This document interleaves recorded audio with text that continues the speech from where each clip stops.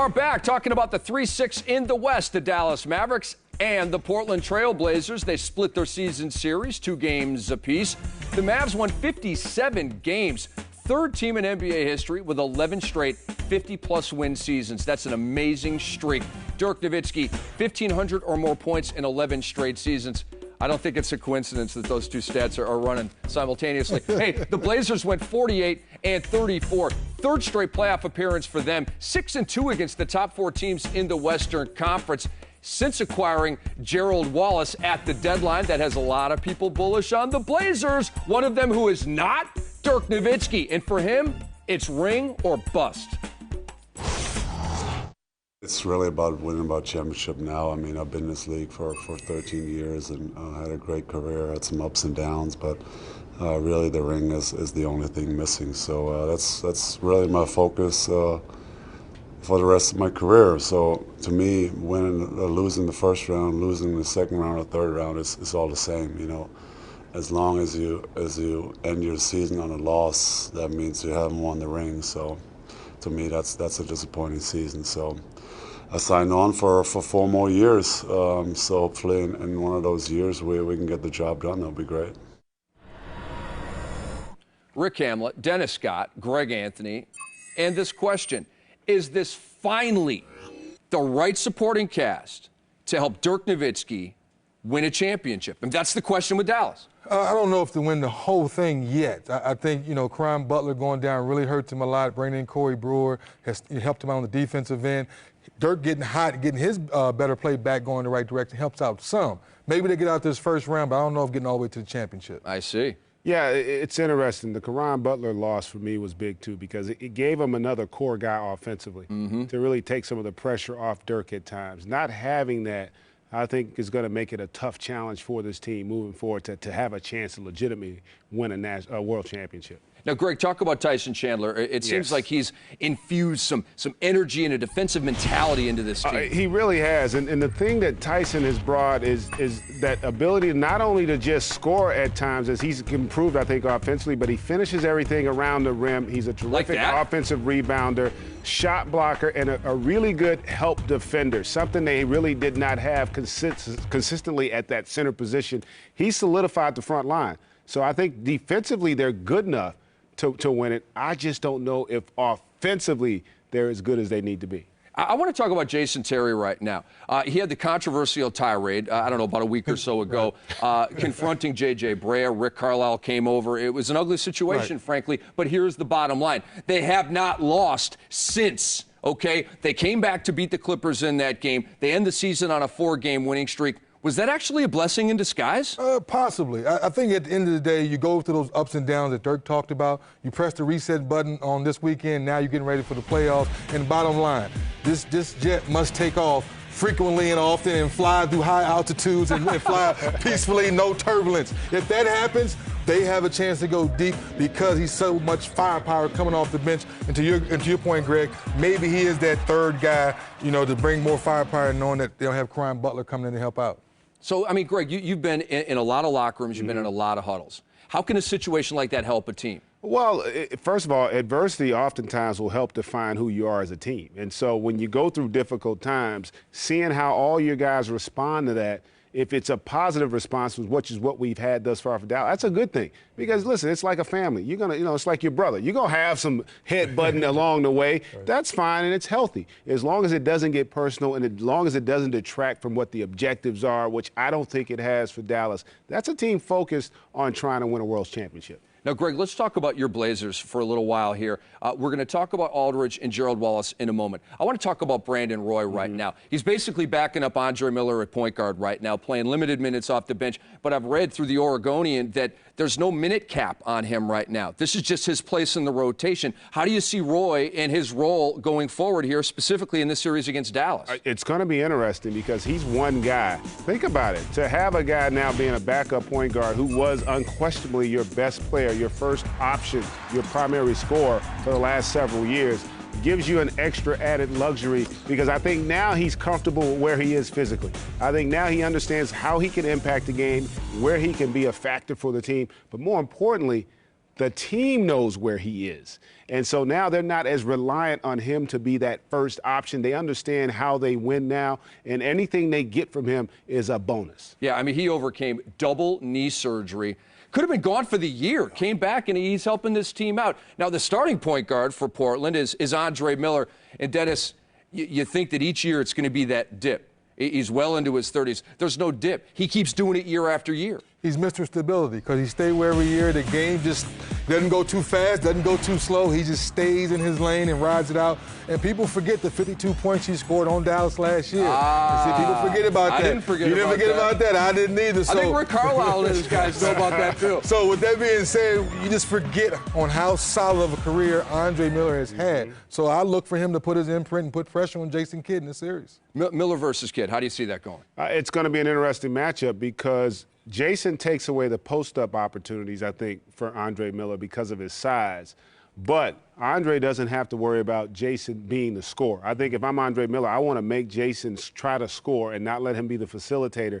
And plus, Dallas is now far more half-court oriented. I think that helps Andre Miller in a series like this. And listen, we got to talk about Wesley Matthews. All right, this guy came out of nowhere last year with the Jazz, undrafted guy, parlayed a fine season with them into a big contract with Portland. He was an insurance policy for Brandon Roy. Now he's one of the top three-point shooters in the NBA. Unbelievable story there, huh? Well, the first thing that comes to mind, he plays both ends of the floor. So when that big contract was awarded to him, people were questioning it. But he's been shown it every night, being consistent with his play. Then offensively, you saw signs of it in Utah, but now Nate McMillan said, man, go be who you are and knocking down the three-point shot. I didn't know he can do that consistently all year long. That being said, I think he stretches that defense and opens up more lanes for Andre Miller to drive. You saw that graphic on our lower third, 41% from three-point range for Wesley Matthews. Incredible statistic. Let's move on here to your key matchup. People out there are waiting for Dirk against LaMarcus. We haven't talked about Aldridge yet. Well, we saved the best for last. LaMarcus Aldridge, hands down, he came in second, the most improved player behind Russell Westbrook, in my opinion. Brandon Roy goes down, he puts the Blazers on his back. I remember talking to Nate McMillan right around Christmas time, and Brandon Roy was having those knee surgeries. He said, you know what? I'm putting this team on your back. You have it. Go out there and show it. And after that conversation, he's been playing lights-out basketball. Yeah. Probably should have been an all-star, but we understand that Western Conference in the power forward is really steep. Dirk, you said you want to get to the promised land, you have to put the Mavs on your back. So whichever one of these power forwards controls their games, controls the series. It's going to be really, really awesome to watch that power forward duel between Dirk and LaMarcus Aldridge. And we shift now to Greg's X Factor. I believe you have a man named Crash? Yes, and you know what, give Rich Tro a lot of credit because it was almost as if he made this move with the Mavericks in mind in a lot of ways because in Gerald Wallace, you're going to get a guy who has the size and the athleticism to defend Dirk. I think you're going to see him on Dirk a lot in the course of the series. And then with the energy and passion that he plays, he's a tough matchup for anybody. He's relentless at attacking the paint. He can knock down outside shots, and at times you can run your offense through him. I think he's a perfect complement to LaMarcus Aldridge, and that's why that transition's been so seamless for this basketball team. This is a dangerous team come postseason time. And I got a little surprise for you about who I think might pull this one out. I understand. So stay tuned for that prediction. We just heard Greg Anthony on Gerald Wallace. Now let's hear LaMarcus Aldridge on his new teammate, Gerald Wallace.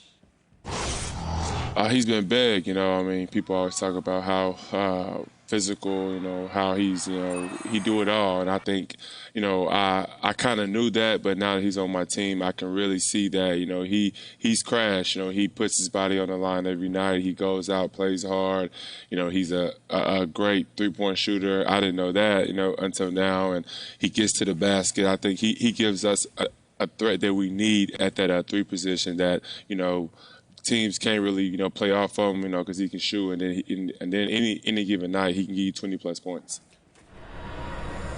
In 23 games with the Portland Trail Blazers, Gerald Wallace is going at 16-8, but early on some of those lines were, kind of light. I mean, his play has just started to skyrocket with the Portland Trail Blazers, and we want to show you some more Stats Cube goodies here from NBA.com. Career triple-doubles. How about Jason Kidd third behind Oscar Robertson and Magic Johnson? It's unbelievable for me because when this guy first came into the league, we knew he had a high motor, but to keep up those rebounds, we know he's going to, distribute the ball and then continue to make shots. It's just amazing what type of career he's had. And it's one of the reasons why he can play so well so late in his career because, and you hear me say it, he affects so many aspects of the game. You talked about his rebounding ability, obviously the tremendous vision.